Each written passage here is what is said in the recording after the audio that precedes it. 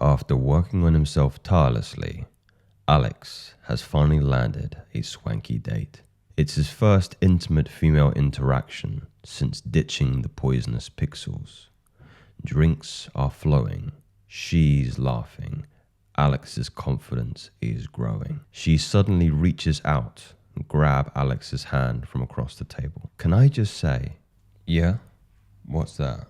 It's such a relief to finally talk to a man without porn brain. Porn brain? Well, it's just that often I can tell just by looking into a man's eyes, his energy, his aura, what kind of man he really is. You know, looking back at how I used to act and approach women always makes me despair. I think us men in general, we look back at older versions of ourselves and we cannot help ourselves from cringing, almost turning inside out about how we used to view women, how we used to approach women, and how we used to socially interact with women, especially through that pubescent phase in our lives. I remember when I was at university, I actually broke up with a long-term girlfriend before I went there because I was going to university for the pure purpose, really, of getting more notches on my belt. That was fundamentally the reasoning and the rationality for me going to uni, because I remember I visited another friend in Brighton University here in the UK, and I got my first taster of that university experience. I remember we all went out drinking. We had pre-drinks at in his flat. He had 3 girl roommates, flatmates, and 3 guys. And that kind of social intersexual dynamic was something that I'd never really been around before. You know, you're never really, by yourself in the room or constantly in the environment with women who are similar ages to you, maybe a little bit younger, a little bit older, and you're kind of past that awkward puberty phase, and now you're actually having a little bit mature relationships, you're having sex a little bit more frequently, and you're having multiple sex partners. So as soon as I got back from Brighton, I started thinking, what can I do at university? What university can I go to? What hall am I going to be in? Hopefully it's going to be a mixed flat, so I can, be in the environment with more women. And then freshers, man, that first year it was a great year, but I'm certainly not proud of the way that I conducted myself in hindsight. And maybe I'm a little bit harsh on myself because I think that university experience or college experience for the Americans is not too dissimilar to why people go. It's a kind of coming of age moment, and you're using other people as a means to get off fundamentally. And that's how you're starting these interactions, right? You're going up to different women who are living in the flats below you or above you or opposite, and immediately the conversation, or I recognize my conversation, I'm immediately and overtly trying to make it sexual. I'm trying to market myself and present myself in a dynamic where this woman can see me as a potential suitor. I mean, suitors being really, really kind as a means to let me in, I guess you can say, in the crudest sense of the word. And as I start to get older, I don't feel I ever grew out of that fully. It took me a while to kind of recognize that due to the culture that we live in, this adult entertainment culture, this lustful culture, every single man's brain has just been warped in this dynamic where they can never see another woman in the context or in the lens of, a wife, a long-term partner, a partner fundamentally that you can bring into your life and who's going to be an asset beyond just the sexual relations that you're having with one another. And I will say, I'm 28 years old now. I fully understand that. I would consider myself more of a spiritual man and more moralistic man, certainly a God-fearing man. But there are men still around the world, maybe even watching this video, that they haven't yet found the means to shake them out of that particular dynamic, that particular way of approaching and viewing women. And it's all due to this horrendous sexualized culture that we fundamentally live in. So here's the story, the real story, the original story that I took off Reddit that inspired the little comic book strip at the start. This guy, he goes on a first date, and she says that porno brain was the most off-putting thing a man can do. So I'm giving our credits to Cake Lord from 4 days ago. Met a match for a drink, and the conversation came around to talk about matches and our experiences dating. And imagine this is online dating as well as in the real world or IRL dating. The date complimented me that I didn't give off any porno brain vibes. I asked her what that meant.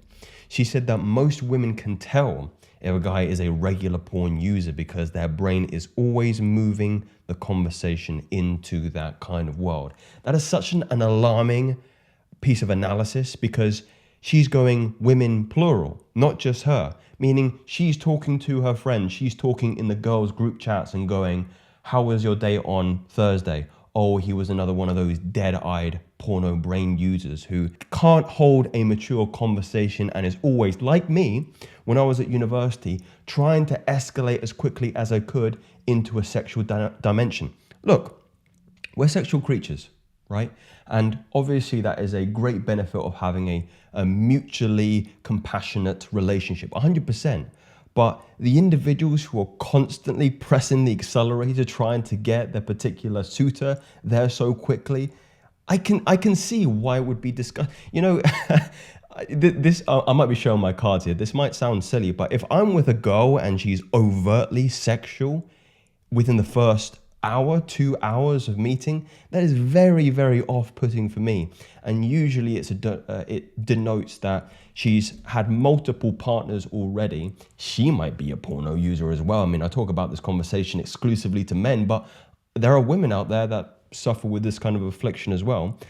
And, generally she's probably not going to be wife material or life partner material. And there's no way I'm going to consider that interaction with the idea that this person is going to be a suitor for those particular roles. So yeah, she said that most women can tell this because their brain is always moving the conversation into that world. Whereas as guys that don't watch or use it habitually, carry a conversation differently and find flirting more honest and endearing. I think this comes with a sense of maturity and recognizing that you are screening your date, I call it a prospect, like in the business world. You're screening a prospect for a role in your life. And look, the sexual dimension, I mean, you can figure out that later, but fundamentally, what are the most important questions that you should be asking in a dating context? The first ones that come to mind, pertaining to me, and you guys can kind of maybe share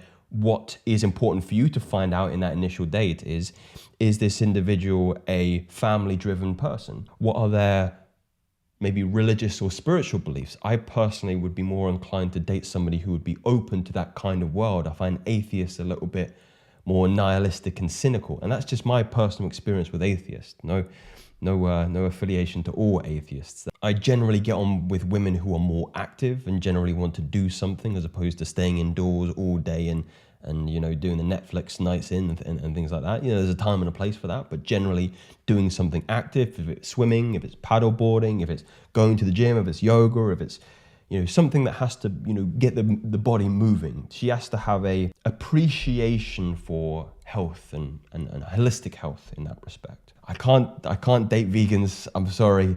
I would maybe tolerate vegetarian, but I think in terms of my dietary requirements at this stage now, we're on two completely different ends of the spectrum. Politics can also be a tenuous subject to talk about on a first date, understandably, but certainly ascertaining that you two aren't on two different sides of the field is going to be important. And then maybe we can talk about the esoteric, maybe we can talk about the ineffable, the maybe not so tangible as the aforementioned parameters that establish whether or not a woman thinks you are a mature and not an addict to this kind of material, is the energy, your Taurus field, right?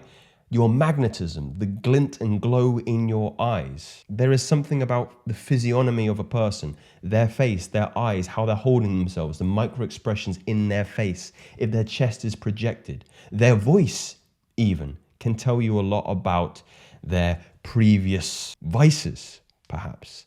And I think that's true. They say don't judge a book by its cover, but my estimation, intuition is very, very powerful and it can serve you well. It's a defense mechanism, especially if you want to minimize your contact with women who could be dangerous and perhaps disease-ridden as well. And the author here is was wondering if anyone else has came across this.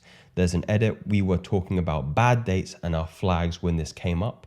I didn't take it as offensive. Let's see what the comments are saying here as well, gents. Lots of guys jump the gun and make the conversation too sexual too quickly, and it can make women feel very, very uncomfortable. Yes, there's a definite balance between establishing comfort before you start to overtly escalate sexually and seduce in that particular way.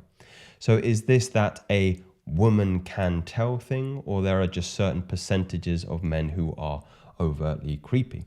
And I think I did maybe a good job in delineating how you might present yourself in that particular way, which is usually overtly sexual advances. Woman here saying, of all my matches when I had dating apps, I probably unmatched 80% of the men I had matched because of this reason, immediately or very unquickly, making the conversation sexual. And look, let me just double down back on the actual source of this.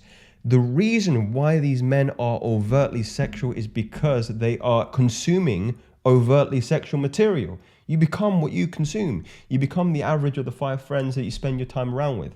I coined this saying, I believe, I haven't heard anyone say it yet, but you are the average of the 5 pieces of content that you consume on a daily basis. So if you're consuming overtly sexual material, that is going to bleed into your psychology. It is going to bleed into how you carry your interactions with women. No matter what you say, it's not your decision. It's unconscious, and those aren't theories. Those are cold, hard facts, gentlemen.